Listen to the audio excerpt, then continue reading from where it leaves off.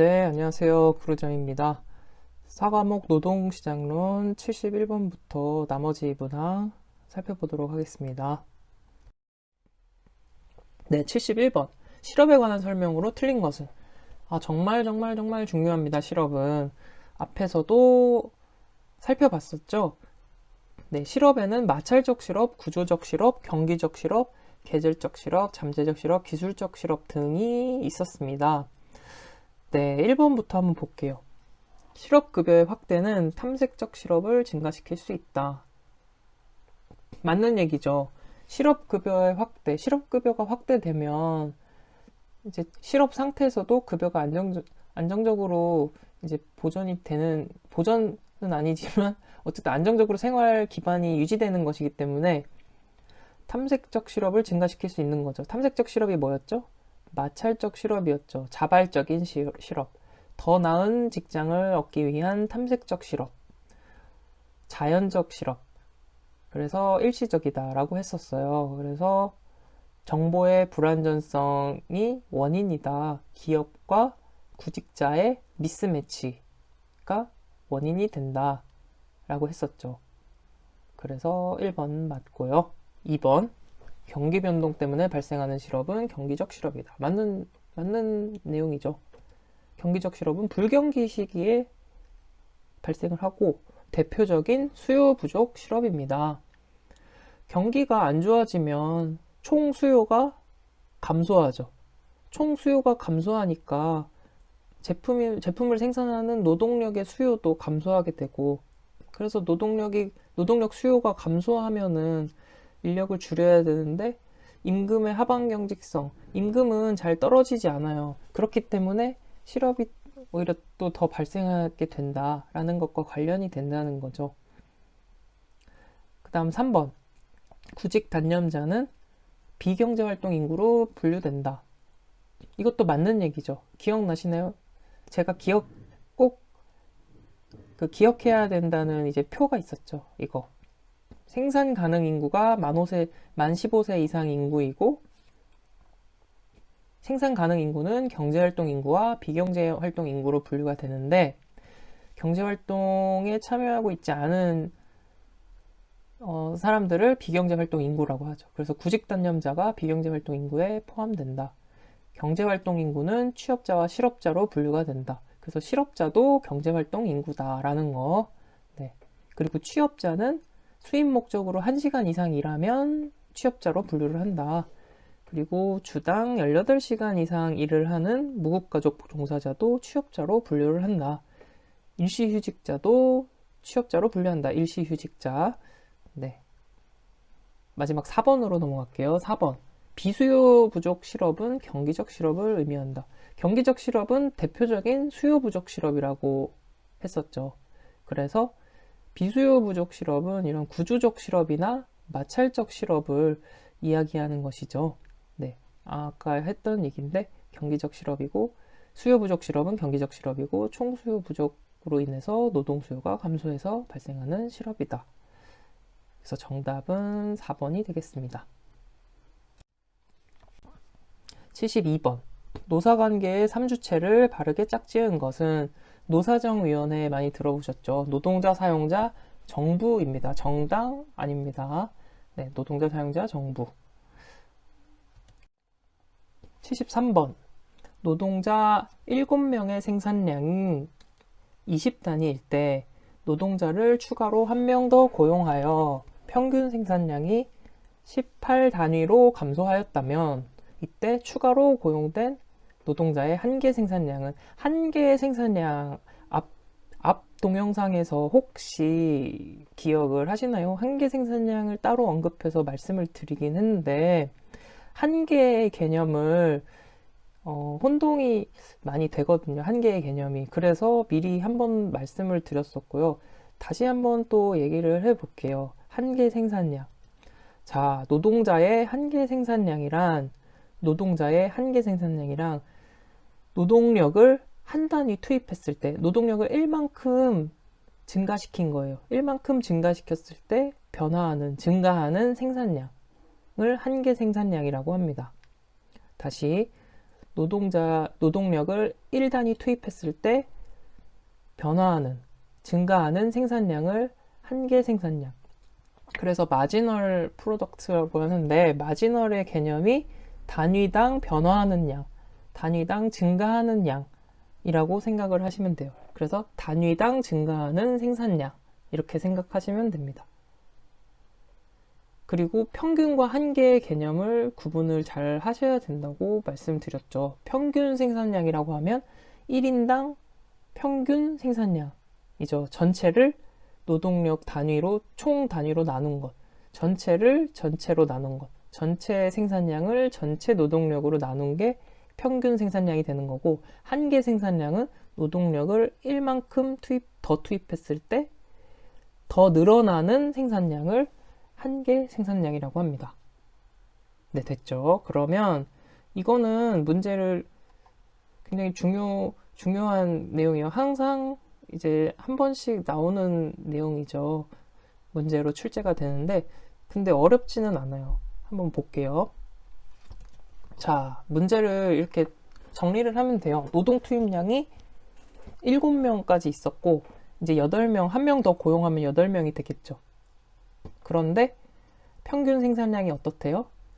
7명일 때 20단위, 8명일 때 18단위가 된 거죠. 네. 그러면 평균 생산량이 나오면 무조건 총으로 바꿔주세요. 총 생산량으로. 우리가 혼동하지 않게, 계산하기 편하게. 총 생산량으로 바꾸려면 평균에다가 노동 투입량 곱해주면 되겠죠. 그래서 총 생산량은 7명이니까 20단위 곱하면 140단위가 되겠고, 8명일 때는 8 곱하기 18 하면 144단위가 되겠죠. 그래서 이렇게 곱하면 140, 144. 총 생산량이 나왔어요. 그럼 총 생산량이 나왔는데 이 총 생산량을 가지고 한계 생산량을 구할 수 있겠죠. 한계 생산량의 정의가 뭐라고 했었죠? 노동력을 1단위 추가로 더 투입했을 때 늘어나는, 변화하는 생산량이라고 했죠. 7에서 8로 하나 더 늘어났을 때 늘어나는 생산량. 늘어나는 생산량. 얼마가 늘어나죠? 4만큼 늘어나죠. 그래서 한계 생산량은 4단위. 네, 이 문제는 그렇게 어려운 문제는 아니었어요. 그쵸? 근데 여기서 조금 더 들어가서 제가 말씀을 드려볼게요. 한계 생산물 체감의 법칙이 있습니다. 한계 생산이 체감이라는 건 점점 줄어든다는 거예요. 점점 감소한다. 한계 생산은 점점 감소한다는 법칙이에요. 이게 무슨 말이냐? 한계 생산의 개념이 무엇이었죠? 다시 노동력을 한 단위 더 투입했을 때, 한 단위 더 투입했을 때 증가하는, 변화하는 생산량. 그게 노동의 한계 생산량이었죠.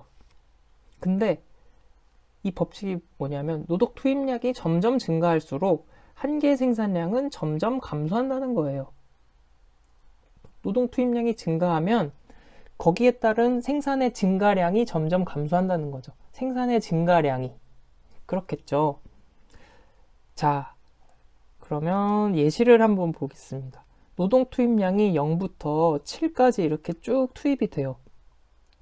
그리고 총 생산량은 이렇게 변화가 돼요. 이렇게 증가가 해요. 한 명 투입했을 때 3개, 2명 투입했을 때 7개, 3명 투입했을 때 10개, 이런 식으로 생산이 됩니다. 그러면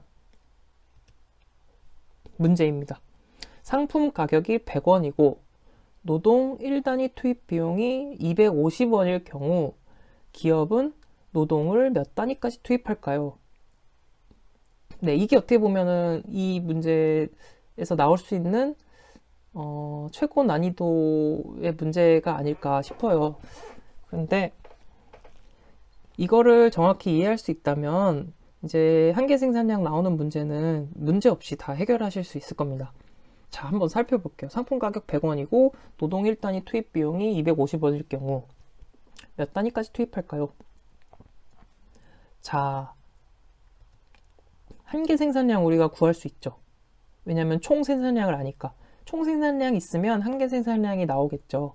변화량을 보면 되니까. 그래서 한계 생산량을 구해볼게요. 여기서 총 생산량을 보면 0에서 3, 여긴 0에서 시작해서 0에서 3으로 변했으니까 여기는 3이 되고, 여기서는 4만큼 변했으니까 4가 되고, 총 생산량이 3만큼 변했으니까 3. 여기서 2.5만큼 변했고, 1.5만큼 변했고, 1만큼 변했고, 여기는 0만큼 변했죠. 그래서 한계 생산량이 이렇게 나옵니다. 노동을 1만큼 추가 투입했을 때 변화하는 생산량. 노동을 1만큼 추가 투입했을 때 4만큼 증가했고, 1만큼 더 투입했을 때 3만큼 증가했고. 한계 생산량 개념 확실히 아시겠죠? 네, 그 다음에 한계 생산물 가치라는 게 나옵니다. 그러니까 3개만큼 더 투입을 했는데, 그러면은 이거에 따른 수입은 얼마나 더 늘어나는 걸까요? 3개를 더 생산했으니까 상품 가격은 100원이고, 그러니까 300원이 되겠죠. 늘어난 가치, 증가한 가치. 노동 투입량을 하나 늘렸을 때 증가하는 가치가 300원이 늘어나겠죠. 여기는 4개가 늘어났으니까 100원에 4개니까 400원만큼 가치가 되는 것이고, 300원. 한계 생산물 가치의 개념을 아시겠나요? 100 곱하기 2.5, 100 곱하기 1.5, 100 곱하기 1, 100 곱하기 0. 이렇게 되겠죠. 한계 생산량을, 노동력을 1만큼 더 투입했을 때 늘어나는 생산량인데, 이 늘어나는 생산량의 가치는 300원이죠. 네. 늘어나는 1만큼 늘렸을 때 늘어나는 생산량이 2.5인데, 늘어나는 생산량의 가치가 250원. 맞죠? 자, 그 다음 한계 이익이라고 했는데, 한계 이익이라고 하면은 이제 한계 비용이랑 한계 가치랑 그 차이를 말하는 거예요. 그러니까 얼마나 실제 이익이, 노동력을 하나 더 투입했을 때 실제 이익은 어느 정도냐. 이거는 제가 편의를 위해서 이익이라고 용어를 썼어요.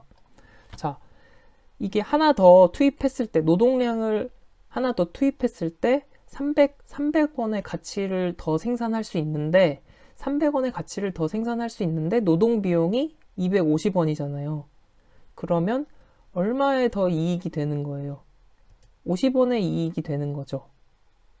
자, 됐나요? 여기 다시 한번 해볼게요. 노동 투입량을 1에서 2로 한 명 더 늘렸어요. 한 명 더 늘렸더니 한계 생산량이 4개가 늘었고, 이 생산량, 늘어난 4개의 생산량은 400원의 가치가 있죠. 노동 투입량을 하나 늘렸더니 400원의 가치가 늘어나요. 그런데 투입 비용이 250원이니까 순수하게 늘어난 이익은 150원이 되는 거죠. 네, 한 번만 더 해볼게요. 노동 투입량을 2에서 3으로 1만큼 더 늘렸어요. 노동 투입량이 1만큼 늘어났더니 생산량이 3 증가했죠. 이 증가한 3만큼의 생산량 3의 가치는 300원이에요. 노동 투입량을 1 늘렸더니 300원의 가치가 늘어나요. 그런데 노동 1단위 투입 비용이 250원이니까 순수 노동력을 하나 늘렸을 때 순수 이익, 한계 이익은 50원이 더 늘어나는 거죠. 한계 이익이. 이런 식으로 마찬가지로 하면 여기는 0원이 될 거고, 여기서부터는 한계 이익은 마이너스가 되겠죠. 네, 그래서 한계 이익이 이렇게 나와요. 그렇다면 기업은 어디 지점까지 생산을 해야, 어디 지점까지 투입을 해야 이익을 극대화할 수 있을까요? 자, 투입할 때 여기 계속 이익이 나잖아요. 노동 투입을 늘렸는데 이익이 나고, 순수하게 노동 투입을 늘렸는데 이익이 나고, 노동 투입을 하나 더 늘렸더니 이익이 나요. 근데 여기 하나 더 늘렸더니 여기서부터는 이제 이익이 안 나는 거죠. 4가 되는 지점부터 노동 투입량이 4가 되는.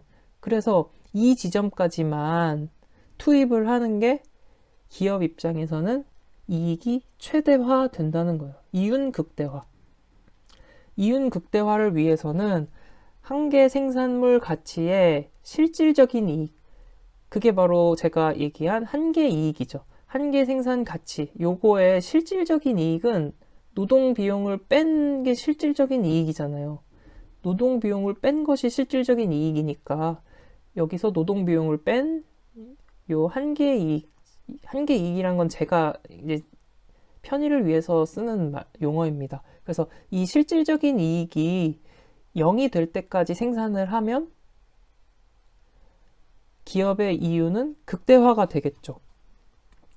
여기까지 따라오셨나요? 네. 그래서 이 지점까지 생산을 해야 돼요. 그래서 이제 기업 입장에서는 투입량을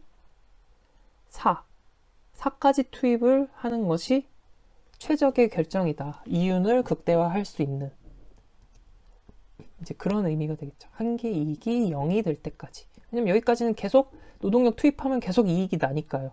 추가적으로. 근데 여기서부터는 추가적으로 하면 손해가 나니까. 여기까지 되시겠죠? 네. 그래서 이윤 극대화 조건이라고 나오는데 이거 굉장히 중요한 개념입니다. 이윤 극대화 조건은 한계 수입이 한계 비용과 같아지는 지점, 즉 요게 그 말인 즉슨 한계 이익이 0이 된다는 얘기죠. 한계 수입이라는 거는 한계 생산물 가치를 말하는 거겠죠. 한계 생산량의 가치가 한계 생산물 가치잖아요. 한계 생산물의 가치. 그래서 요 한계 생산물의 가치가 한계 비용은 뭘까요? 노동력이 1만큼 증가됐을 때 변화하는 비용이겠죠. 한계의 개념이 그거였잖아요. 노동력이 1만큼 변할 때 변화하는 생산량이 한계 생산이었고, 한계 비용 마찬가지. 노동력이 1만큼 증가했을 때 변화하는 비용이 한계 비용이죠. 노동력이 1만큼 증가했을 때 한계 비용은 항상 일정하죠. 이 경우는 항상 250원, 250원, 250원 이렇게 되잖아요. 그러니까 한계 수입이 한계 비용과 같아질 때 250원이 이 경우에는 250원이죠. 똑같아질 때 이윤이 극대화된다. 이해되시나요? 네. 그래서 한계 수입이란 건 이제 한계 생산물의 가치를 말하는 거고, 한계 비용은 여기서는 이제 노동 투입 비용이 되겠죠. 추가 투입 비용. 네. 여기는 추가 수익, 추가 매출, 추가 비용. 이게 같아지면은 이게 0이 되면 이윤이 극대화가 된다. 되겠죠? 네. 이거를 이해해 주시고, 이 한계 수입이 한계 비용이 같아지는 지점에서 이윤이 극대화된다. 이 이윤 극대화 조건을 기억해 두시기 바랍니다. 뒤에 문제에서 또 바로 나오거든요. 그래서 이 부분을 꼭 기억을 해 주시기 바랍니다. 자, 이게 천천히 다시 복기를 꼭 해보시기 바랍니다. 문제 자체는 어려운 문제는 아니었어요. 그런데 이거를 바탕으로 한계 수입, 한계 비용에 관한 이야기를 했고, 이 한계 수입, 한계 비용은 뒤에서 또 나오게 되니까 잘 보고 반드시 이해를 하셔야 합니다. 네. 자, 그러면 이제 넘어가 볼게요. 74번이요.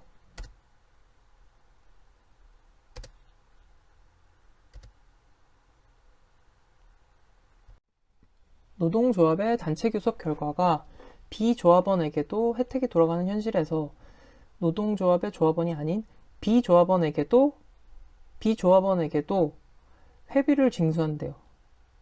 이건 어떤 숍제도일까요? 하나씩 한번 살펴볼게요. 숍제도.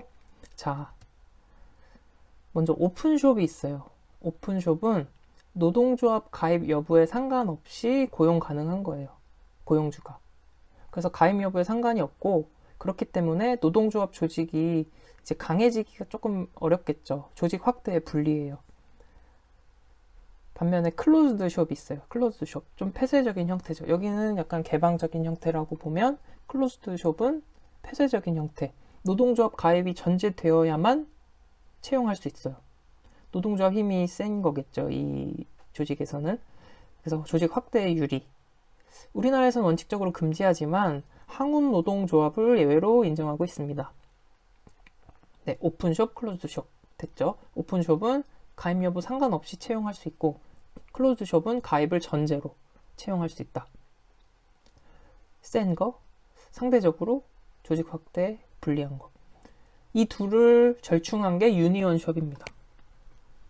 채용 후 일정 기간 내에 반드시 가입을 해야 돼요. 노동조합에. 그러니까 일정 기간 내에 가입을 해야 하는 것이 유니온숍입니다. 유니온이 약간 연합이란 뜻이죠. 그러니까 오픈, 클로즈드 중간 형태의 숍이 유니온숍. 그 다음 에이전시숍. 에이전시숍은 에이전시가 대리인 이런 의미잖아요. 에이전트, 에이전시, 대리한다, 대신한다. 비조합원에게도 노동조합 회비를 징수하는 대신에, 왜냐하면 이 사람들이 대신 해준다는 개념이죠. 노동조합에서 열심히 쟁의하고 교섭해서 좋은 조건이 나오는데 혜택을 비조합원도 받는 거예요. 그러니까 너네도 노동조합 회비를 내라. 가만히 앉아서 떨어지는 꿀을 받아먹지만 말고 회비를 내라 이거죠. 대신에 노동조합이 대신해서 교섭을 해주는 거다. 에이전시. 노동조합이 에이전시 역할을 하는 거죠. 그래서 에이전시숍. 프리퍼런셜 숍. 네, 프리퍼런셜 숍. 이거는 노동조합을 우대하는 거예요. 그래서 차등 대우를 하는 거예요. 채용할 때도 노동조합 가입자가 우선순위가 되고, 조합원에게만 이제 단체 교섭 결과가 적용된다. 뭐 조건해서 타결이 돼도 비조합원은 이제 적용이 안 되는 거죠. 노동조합원 우선순위, 우대, preferential. 그리고 메인테넌스 숍은 유지라는 의미죠. 메인테넌스가. 그러니까 협상의 결과, 교섭의 결과가 효력이 유지될 때까지 조합 자격이 유지되는 거예요. 그때까지는 탈퇴를 할 수가 없는 거죠. 그래서 그 효력이 끝날 때까지는 조합원을 탈퇴할 수 없다. 조합원 자격을 유지해야 된다. 그래서 메인티넌스 숍입니다. 자, 그래서 문제로 돌아가면 노동조합의 단체 교섭 결과가 비조합원에게도 혜택이 돌아가니까 회비를 노동조합이 대신 대리로 교섭을 하는 거니까 너도 돈은 내라. 뭐죠? 에이전시 숍이죠. 정답은 2번이 되겠습니다. 자, 숍제도는 아주 자주 나오는 내용이니까 이것도 정리를 해주시기 바랍니다. 자, 넘어갈게요. 네, 75번입니다. 정부가 임금을 인상시킬 때 오히려 고용이 증대되는 경우는, 정부가 임금을 인상시키는 경우는 무엇일까요? 최저임금제가 대표적이죠. 네, 그럴 때 오히려 고용이 증대되는 경우가 있어요. 그때가 언제냐? 수요 독점의 노동시장인데, 이제 왜 그런지 한번 살펴볼게요. 자, 먼저 보면은 기업의 이윤이 나오려면 수입이 비용보다 클 때 이윤이 나오죠. 네, 이윤이 나오려면 수입이 비용보다 클 때 나와요. 그런데 이 이윤이 극대화되려면, 이 이윤을 최대화하려면 어떻게 해야 될까요? 한 개 수입이 한 개 비용과 같아질 때까지, 같아지는 지점에서 이윤이 극대화되겠죠. 아까 72번 문제였나요? 거기서 우리 살펴봤었죠. 이윤이 극대화되는 지점. 한계 수입 생산의 가치가 한계 비용과 같아지는 지점이 이윤이 극대화되는 지점이었잖아요. 그러니까 잘 헷갈리시면 안 돼요. 여기서 이윤은 수입이 비용보다 크면은 이윤이 나는데, 이윤을 극대화할 때는 한계 수입과 한계 비용이 같아져야 된다. 한계의 개념 기억나시죠? 한계 수입이라 그러면 노동 투입량이 1만큼 변화했을 때 수입의 변화량, 총 수입이 얼마나 증가했는지 증가량을 보는 거죠.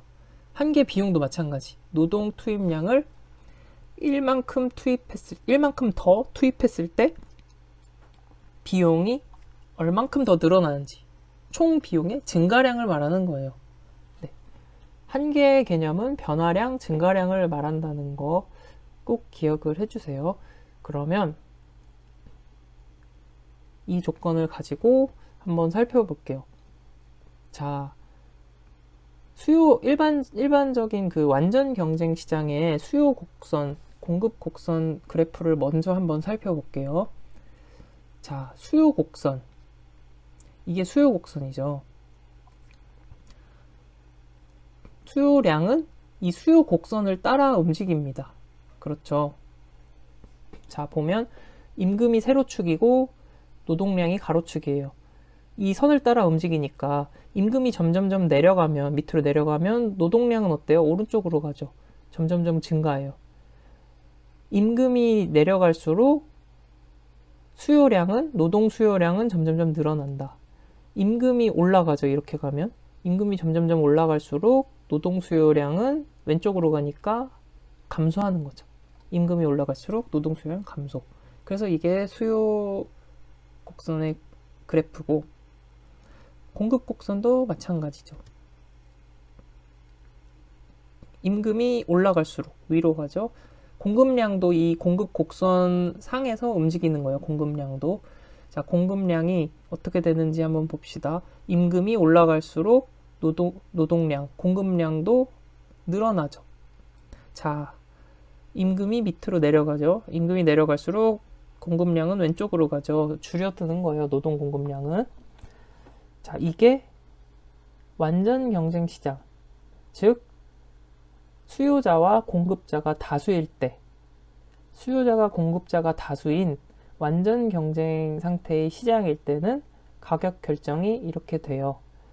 그래서 이 완전 경쟁 시장일 때는 수요가 곧 한계 수입 곡선과 같아요.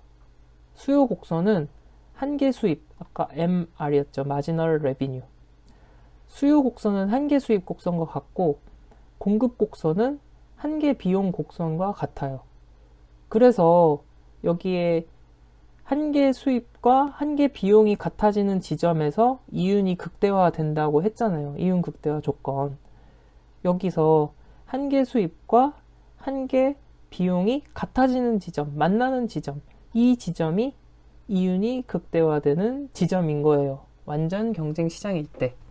그래서 가격이 이 지점에서 결정이 되는 것이죠. 그래서 노동 가격이 이렇게 결정이 되겠죠. 이 지점으로. 노동량은 이렇게 결정이 되는 거고. 자, 됐죠. 여기까지. 한계 수입과 한계 비용이 같아지는 지점에서 가격과 노동량이 결정이 된다. 이게 완전 경쟁 시장일 때예요. 그런데 수요 독점의 노동 시장일 때는 조금 얘기가 달라집니다. 자, 이렇게 수요 곡선이 있어요. 똑같이. 그 다음에 공급 곡선이 있는데, 이 공급 곡선이 있고, 이 한계 비용 곡선이 또 다르게 존재한다는 거예요. 왜냐하면 수요 독점 시장에서는 이 수요 독점자가 조절할 수 있잖아요. 수요를. 그렇기 때문에 공급 곡선이 이제 한계 비용 곡선이 더 높게 나타난다는 거예요. 완전 경쟁 시장일 때는 공급 곡선이 한계 비용 곡선이었죠. 같은 거였는데 수요 독점의 노동 시장에서는 공급 곡선이 한계 비용 곡선이 아니라 한계 비용 곡선은 더 높게 나타난다는 거예요. 한계와 평균의 개념이 있는데 여기 지금 공급 곡선을 보면 이 공급 곡선은 평균 비용을 의미하고 그리고 한계 비용 곡선은 이렇게 따로 존재를 한다는 것이죠. 한계 비용 곡선이 더 높아지는 이유는 우리가 평균과 한계의 개념을 잘 구분해 보면 알 수 있어요. 자, 이걸 한번 생각을 해봅시다. 우리 회사는 구루잠 주식회사라는 회사가 있다고 가정을 해볼게요. 우리 회사는 평균 인건비가 200만 원이에요. 그리고 직원이 10명이라고 해봅시다.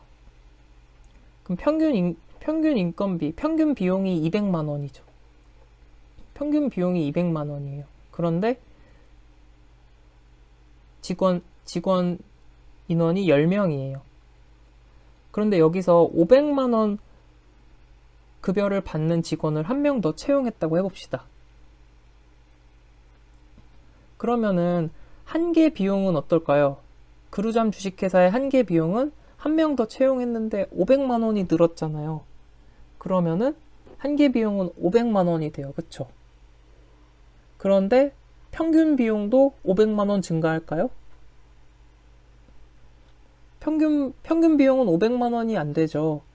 200만 원인 사람 10명이 있고 500만 원 사람이 1명이 있으니까 2,500만 원을 11명으로 나누면 뭐 대략 220, 30 뭐 이 정도 230 뭐 이 정도 되겠네요. 그러니까 평균은 전체를 나눠서 계산하는 거기 때문에 평균 비용은 한계 비용보다 증가량이 더 적게 되죠. 변화가 더 적게 되죠. 이해되시나요? 네. 그래서 한계 비용이 더 클 수밖에 없는데 이 그래프에서 보면 지금 한계 수입과 한계 비용이 만나는 지점은 이제 이 지점이 된다는 것이에요. 수요 독점일 때는. 그래서 이 만나는 지점에서 가격과 노동량이 결정이 됩니다. 그래서 가격은 임금을 말하는 거죠. 임금은 이 지점, 이렇게 이 지점에서 가격이 결정이 되는 것이고, 그래서 임금은 이렇게 받게 되고 노동 공급량은 요 지점 이렇게, 그래서 노동 공급량은 이만큼을 투입하게 되는 거죠. 그런데 정부가 임금을 인상시킨대요. 최저임금을 예를 들어 여기가 5,000원이었는데 정부에서 임금을 6,000원으로 올렸다고 해봅시다. 여기 6,000원으로. 그러면 최저임금이 이렇게 되는 거예요. 다 여기 이상 받아야 돼요. 그렇게 되면 이 수요 독점 기업은 어떻게 할 것인가? 어떻게 할까요? 자, 여기서 이만큼 올라가 버렸어요. 최저임금이. 임금이 이만큼 올라가 버렸죠. 그러면 이거를 한계 비용과 만나는 점을 찾아야겠죠. 그래서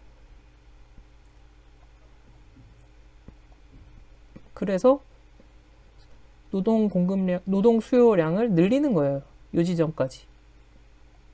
그래서 요 지점에서 노동량이 결정이 되는 것이죠. 그래서 최저임금제를 실시 안 했을 때는 이 지점에서 수요량이 결정이 됐는데 최저임금제를 하면서 임금을 이렇게 올렸어요. 그러면 이윤 극대화 조건에 따라서 한계 비용이 한계 수입과 같아지는 지점, 이 한계 비용 곡선과 만나는 지점을 말하는 거죠. 이 지점 만나는 지점, 이 지점이 이윤극대화 지점이 되는 것이죠. 그래서 이윤극대화 지점에서의 노동량은 이전의 노동량보다 증가하기 때문에 고용이 오히려 증가하게 됩니다. 자, 되셨나요? 네. 우선 한 개의 비용이 이 평균 비용 곡선보다 더 이렇게 가파르게 되는 이유, 아까 말씀드렸듯이 한 개의 개념, 그러니까 한 명을 늘렸을 때 변화량은 온전히 반영이 되지만 평균에서 반영이 되면 이제 11명으로 나눠지는 거니까 아까 10명에서 한 명 더 채용하면 평균은 그 11명이 그 영향을 나눠 갖는 거잖아요. 그러니까 이제 평균은 변화가 더 적을 수밖에 없죠. 그래서 그래프가 이렇게 되는 거를 이해하시고, 그래서 수요 독점 노동시장일 때는 한계 비용의 그래프가 완전 경쟁 시장일 때보다 더 가파르게 된다. 그러면 균형점이 더 왼쪽으로 가고 더 위쪽으로 위치하게 돼서 임금은 높아지고 수요량은 더 적어지게 된다. 그런데 최저임금을 인상하게 되면 그러면 이 임금의 한계 비용을 맞추기 위해서 균형점이 이렇게 이 지점이 되니까요. 그래서 한계 비용을 맞추기 위해서 균형점이 이동이 되고 새로운 균형점에서 노동량은 기존의 노동량보다 증가하게 된다. 그래서 수요가 늘어나기 때문에 고용이 증대하게 된다. 이 얘기죠. 네, 이것도 다시 한번 잘 복습을 해보시고 이해를 하시면 되겠습니다.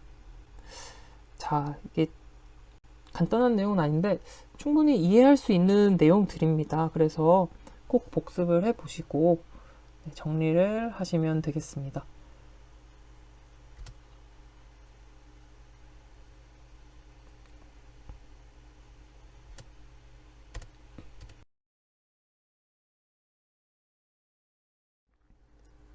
(76번) 노동 공급 탄력성이 무한대인 경우 노동 공급 곡선 형태는 노동 공급 탄력성도 노동 수요 탄력성이랑 비슷하게 이해할 수 있죠. 노동 공급 탄력성이란 노동 공급의 임금 탄력성이다 라고 이해하시면 됩니다. 즉 임금이 변하는 거에 따라서 노동 공급이 얼만큼 탄력적으로 변하는지. 자, 일단 임금이 높아지면 노동 공급량이 늘어나겠죠. 네.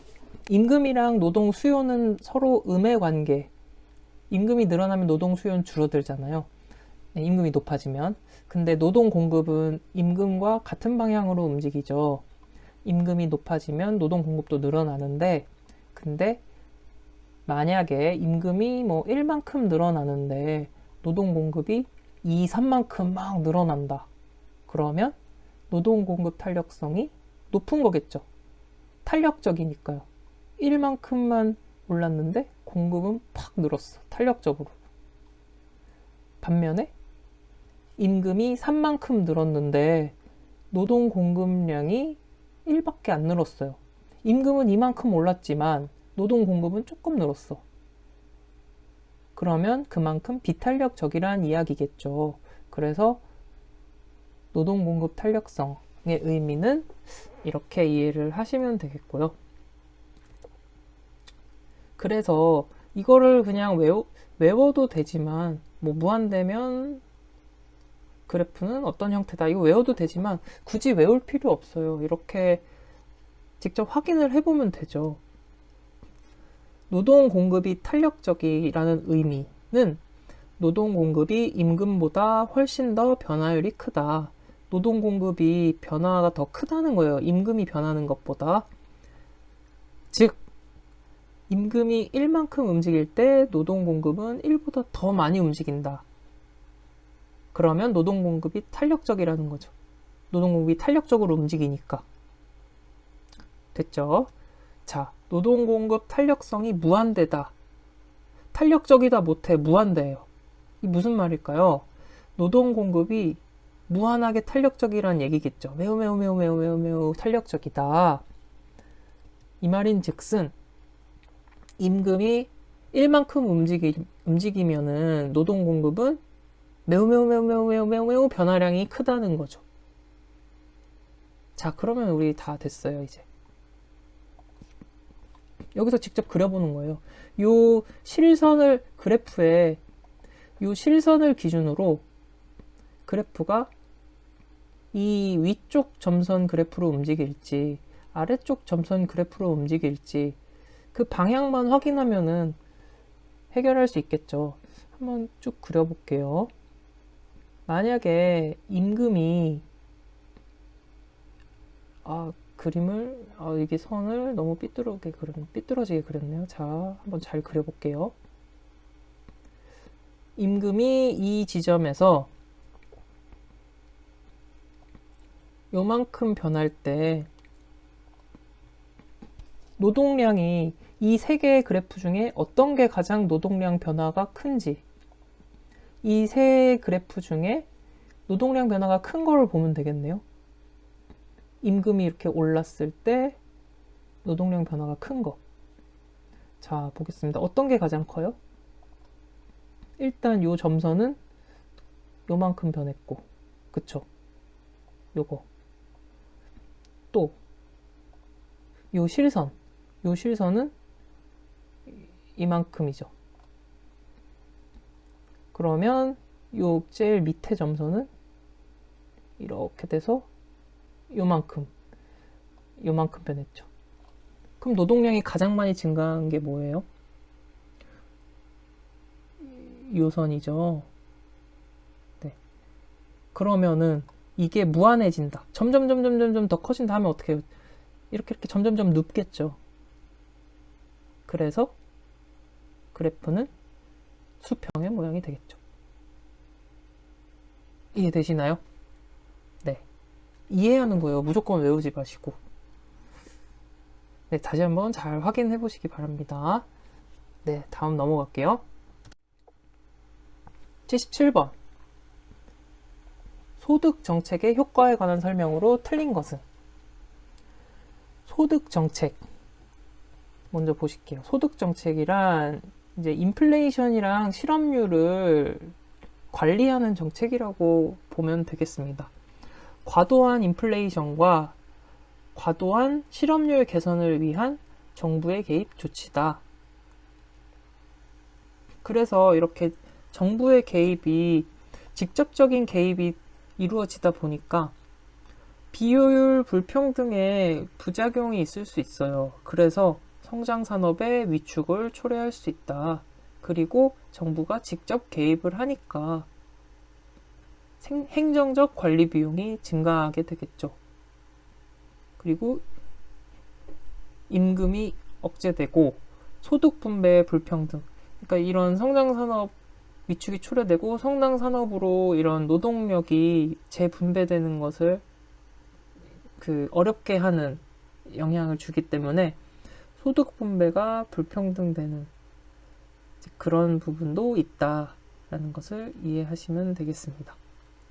그래서 소득 정책은 인플레이션, 실업률, 많이 나오는 경제 뉴스 보면 항상 매우 자주 나오는 이야기들입니다. 인플레이션과 실업률, 이 관계, 이 사이에서 적절하게 유지하도록 정부가 개입 조치하는 것. 이것이 소득 정책이다. 오해하실 수 있어요. 소득 정책 하면 뭔가 국민의 소득을 늘려주는 그런 걸로 오해하실 수 있는데 절대 오해하시지 마시라고 이렇게 말씀을 드립니다. 1번 보기부터 볼게요. 1. 성장 산업의 위축을 초래할 수 있다. 그렇죠. 2. 행정적 관리 비용을 절감할 수 있다. 아니죠. 행정적 관리 비용이 증가하죠. 왜냐하면 정부 개입이 직접적이기 때문에. 개입이 늘어나니까 관리 비용이 더 많이 드는 거예요. 임금 억제에 이용될 가능성이 크다. 맞죠? 급격한 물가 상승기에 일시적으로 사용하면 효과를 거둘 수 있다. 그렇습니다. 소득 정책은 이제 정부의 이런 직접 개입은 굉장히 좀 일시적이고 네, 한시적이어야지 효과를 거두기가 좋습니다. 이게 지속된다면 실제 이런 시장의 시스템이 많은 영향을 받게 되겠죠. 그래서 뭔가 심하게 왜곡되어 있을 때, 심하게 좀 인플레이션과 실업률이 과도하게 높아져서 이제 영향을 주고 있을 때만 개입을 하는 것이 이제 적절한 정책이겠죠. 그래서 정답은 2번이 되겠습니다. 78번입니다. 노동 공급 곡선이 그림과 같을 때 임금이 W0 이상으로 상승한 경우의 설명으로 옳은 것은? 자, 이것은 대체 효과와 소득 효과 개념인데 반드시 이제 알아야 되는 중요한 개념이 나왔습니다. 후방 굴절 노동 공급 곡선이라고 하는데 이 그래프를요 조금 제가 좀 더 정확하게 그려볼게요. 이런 식으로 그려지는 거예요. 이게 그림이 자, 후방 굴절 노동 공급 곡선은 약간 이런 식으로 이렇게 됐다가 요 W0 지점이 오면 이렇게 후방으로 이렇게 굴절된다 이런 의미거든요. 이렇게 이런 식으로 그려지는 곡선입니다. 그래서 이 곡선은 후방 굴절 노동 공급 곡선은 대체 효과, 소득 효과를 설명하는 이제 곡선입니다. 그래서 여가 소득의 선택 모형이라고도 하지요.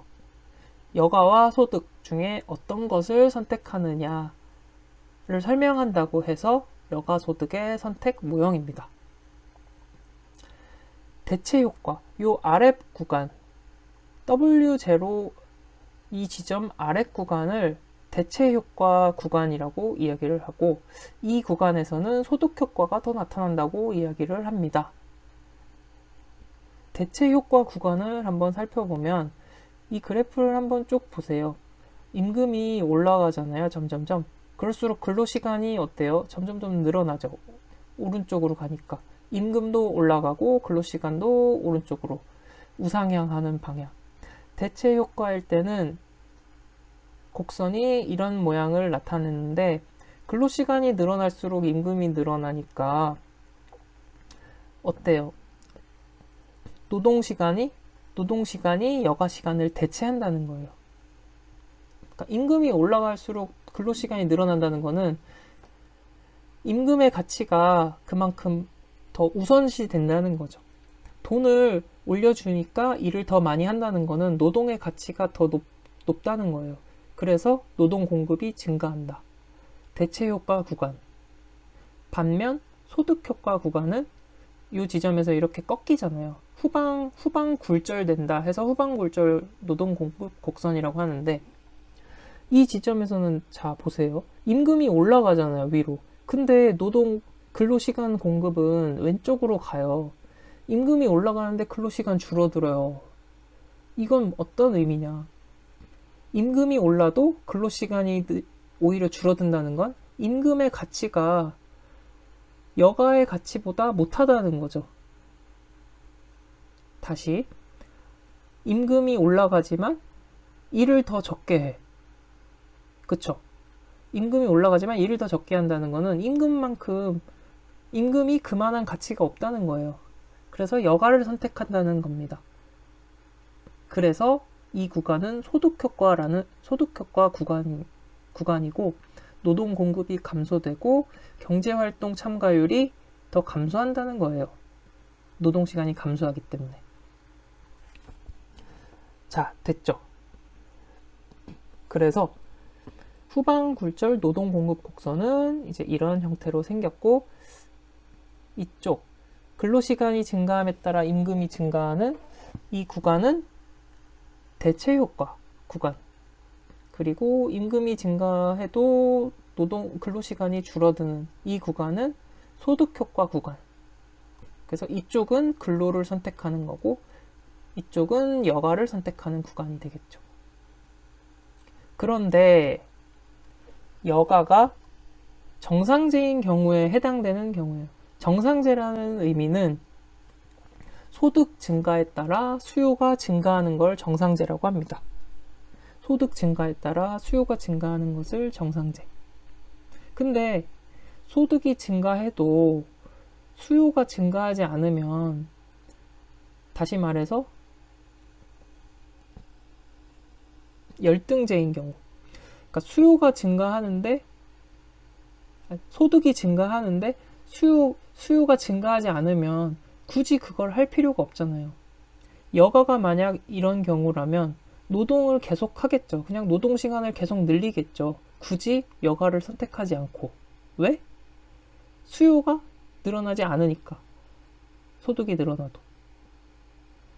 그런 경우에는 이 곡선이 어떻게 되겠어요? 계속 이렇게 늘어나겠죠. 꺾이지 않고. 그래서 여가가 열등제인 경우에는 노동 공급이 계속 우상향을 하게 된다라는 것입니다. 여가가 열등제인 경우. 왜? 소득 증가에 따라 수요가 늘어나지 않기 때문에 굳이 선택할 이유가 없죠. 수요가 늘어나지 않으니까 별로 원하지 않는 거잖아요. 그러니까 돈 많이 주니까 노동 시간을 계속 늘리는 거예요. 여가가 열등제인 경우에는. 됐죠? 그러면 문제로 돌아와서 노동 공급 곡선이 그림과 같을 때 임금이 W0, 요 지점 이상으로 상승한 경우, 요 구간, 소득 효과 구간이죠. 네. 그래서 소득 효과가 대체 효과를 압도한다. 정답은 2번이 되겠습니다.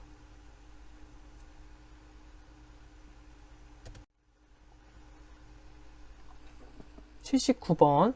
기업별 노동조합의 장점이 아닌 것은? 이거 우리 또 아까 봤었죠. 노동조합. 한번 볼게요. 다시 한번. 기업별 노동조합. 우리나라에서 주된 조직 형태라 그랬어요. 독과점 대기업에서 많은 형태라고 했죠. 노동조합의 조직력은 강할까요? 약할까요? 네, 약합니다. 기업별로 조직이 돼 있고 기업별 이해관계가 또 다 다를 것이기 때문에 노동시장에서 지배력은 약할 수밖에 없겠습니다. 하지만 단체 협약은 용이한 편이고요. 기업별로 조직이 돼 있기 때문에 어용화될 위험성이 있다고 했고, 조합 내에서 여러 직종이 섞여 있기 때문에 직종 간 대립의 가능성이 존재한다. 그러면 기업별 노동조합 장점이 아닌 것은? 1번, 조합 구성이 용이하다. 용이하죠. 기업별로 하니까. 단체 교섭 타결 용이하죠. 노동시장 분단을 완화시킬 수 있다. 노동시장 내에서는 분단이 완화시키기가 어렵죠. 그러니까 오히려 분단을 가속화시킬 수 있겠죠. 왜냐하면 지배력과 조직력이 미약하니까 오히려 분단이 더 되기 쉬운 형태가 기업별 노동조합이고, 4번, 조합원 간의 친밀감이 높고 강한 연대감. 같은 회사니까요. 네, 자주 보는 사람들이고, 그렇죠. 그래서 정답은 3번이 되겠습니다. 근데 나머지 노동조합도 다시 한번 복습을 해볼게요. 산업별 노동조합, 동종 산업끼리 조직하는 게 노동조합. 미숙련 노동자들의 권익 보호 목적이라고 했죠. 처음에 직업별, 직종별이 생기고 그 뒤에 나온 게 미숙련 노동자들의 산업별 노동조합이라고 했어요. 지금은 전 세계적으로 채택되는 노동조합이 산업별 노동조합. 거대 조직이라고 했죠. 그리고 직업별, 직종별 노동조합 경우에는 동일 직업, 동일 직종. 최초의 노동조합 형태라고 했어요. 숙련 노동자들이 이익을 위해서, 독점을 위해서. 그래서 배타적인 성격이다. 네. 그래서 이런 배타적인 성격의 미숙련 노동자들이 뭉쳐서 산업별 노동조합이 나온 거고, 여기에서도 소외된 사람들이 일반 노동조합이 있다 그래요. 그래서 완전 미숙련 노동자, 자병 노동자 중심으로. 근데 뭔가 나머지 모여 이런 식으로 모이다 보니까 단체 교섭 상대가 불명확하다는 특징이 있습니다. 이렇게 정리를 했었습니다. 다시 한번 정리했고요. 자, 넘어갈게요. 80번. 파업 이론에 대한 설명으로 옳은 것을 모두 골라라. 자, 힉스의 파업 이론이 나오고 카터 챔벌린 모형, 그리고 매부리 이론이 나옵니다. 하나씩 한번 살펴볼게요. 힉스의 파업 이론, 단체 교섭 이론인데요. 노사 간 정보의 비대칭성. 노사 간 정보의 비대칭성을 전제로 이제 이야기를 하는 겁니다. 그래프가 있는데 이 그래프로 이해를 하시면 이해가 편해요. 이 빨간색으로 된 곡선이 노동조합 저항 곡선. 노동조합의 저항선이라고 생각하시면 돼요. 가로가 파업기간, 세로가 임금률인데요. 파업기간이 이렇게 지속될수록 요구하는 임금이 이렇게 살짝 높아지는 듯 하다가 점점 낮아진다는 거죠. 이렇게 완만하게. 그래서 파업기간이 길어질수록 점점점 요구하는 임금이 이렇게 변화한다는 것이고, 파란색 곡선은 사용자 양보 곡선입니다. 마찬가지로 가로축 파업기간이니까 파업기간이 길어질수록 사용자가 양보하는 양보선, 양보하는 임금이 이렇게 조금씩 올라가면서 변화한다는 거예요. 그래서 이 파업기간이 얼마나 경과하는지에 따라 노동조합이 요구하는 임금, 사용자 측에서 제시하는 임금의 수준이 달라진다는 겁니다. 그것을 요구임금, 제의임금이라고 합니다. 그래서 정보의 비대칭성을 전제로 이제 이런 곡선을 주장을 했고요. 그리고 파업 발생 이후에 파업의 종료 시점은 이 지점을 의미하는 겁니다. 노동조합에서 요구하는 임금과 사용자가 요구하는 임금이 서로 만나는 지점, 이 지점에서 타결이 되겠죠. 그래서 임금은 이 지점에서 결정이 되고 파업 기간도 요만큼이 된다는 것입니다. 근데 단점이라면 말 그대로 파업 발생 이후를 지금 얘기하는 거잖아요. 종료 시점을 예측하는 모형. 그러니까 그 전에 교섭 단계에 대한 내용은 좀 부족하다는 단점이 있다고 할 수 있겠죠. 힉스의 파업 이론이었습니다. 기억해 두시고요. 그 다음 카터 챔벌린 모형입니다. 카터 챔벌린 모형은 교섭력, 키워드가 교섭력이에요. 그래서 사용자 입장에서 노조의 요구를 거부할 때 발생하는 비용이 수용할 때의 비용보다 클 때, 다시 말해서 사용자 입장에서 이걸 거부하면 더 손해예요. 받아들이는 게 차라리다. 그럴 때 노조의 교섭력이 커진다는 거죠. 당연한 얘기겠죠. 사용자 입장에서 노조 요구 거부하는 게 오히려 더 손해야. 그러면 노조의 교섭력은 증가한다. 그게 카터 챔벌린 모형입니다. 키워드는 교섭력. 교섭력 기억하시고, 매부리 이론. 매부리 이론의 키워드는 최종 수락 조건, 형식적 요구 조건입니다. 최종 수락 조건, 형식적 요구 조건. 노조의 최종 수락 조건이 사용자의 최종 수락 조건보다 클 때 파업 발생 가능성이 높다. 그렇겠죠. 이 그래프를 보고 한번, 이거는 이제 힉스 이론이지만 그냥 시각화를 위해서 한번 여기 볼게요. 노조의 수락 조건이 여기고 사용자 수락 조건이 여기면 타협이 안 되잖아요. 그러니까 파업 가능성이 높다는 거죠. 네, 물론 이 그래프를 그대로 이해하시라는 얘기는 아닙니다. 이렇게 시각화를 위해서 이걸 보고 얘기하는 거죠.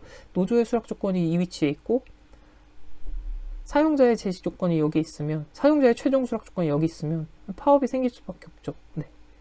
그래서 이것을 얘기하는 것입니다. 최종 수락 조건, 형식적 요구 조건이란 개념이 있다. 이렇게 기억을 하시면 되겠습니다. 그래서 문제로 돌아가면 기억.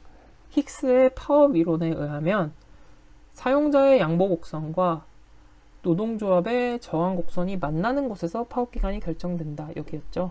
네, 맞습니다. 니은. 카터 챔벌린 모형에 따르면 노조의 요구를 거부할 때 발생하는 사용자의 비용이 노조의 요구를 수락했을 때 발생하는 사용자의 비용보다 클 때 교섭력이 커진다. 예, 방금 봤던 얘기죠. 노조 요구 거부할 때 더 손해가 나면 노조의 교섭력은 커지는 것이죠. 니은 맞는 얘기고. 디귿, 매브리 이론에 따르면 노조의 최종 수락 조건이 사용자의 최종 수락 조건보다 작을 때 파업이 발생한다. 노조의 최종 수락 조건이 사용자의 최종 수락 조건보다 클 때 발생하죠. 노조 수락 조건이 낮으면 바로 타결됐겠죠. 네. 정답은 기역, 니은 1번이 되겠습니다. 네, 이렇게 해서 노동시장론 문제를 다 풀어봤는데요. 이게 조금 어려운 부분도 있을 수 있고, 그럴 것 같아요. 근데 처음 접하는 경우에는 좀 이해가 어려울 수도 있고, 네, 그래서 바로 머리에 잘 들어오지 않을 수도 있는데, 꼭 다시 한번 반복을 해보시고, 네, 노동시장론은 절대 이제 포기하는 과목이 아닙니다. 네, 꽈락을 면하는 과목이 아닙니다. 오히려 이제 직업정보론이나 뭐 노동관계 법규 이런 부분이 오히려 더 외울 내용이 많고 실제로 양으로 보면 방대한 양이거든요. 노동시장론은 가장 효율적으로 점수를 획득할 수 있는 과목 중에 하나예요. 그래서 절대 놓지 마시고 네, 최대한 뭔가 이해를 도울 수 있게 자세하게 제가 설명을 하려고 노력은 했는데 어떤지 잘 모르겠습니다. 그래도 다시 한번 꼭 복습하시고 바로 복습을 하시고 네, 다음 5과목에서 뵙겠습니다. 정말 고생 많으셨습니다. 그럼 이만 감사합니다.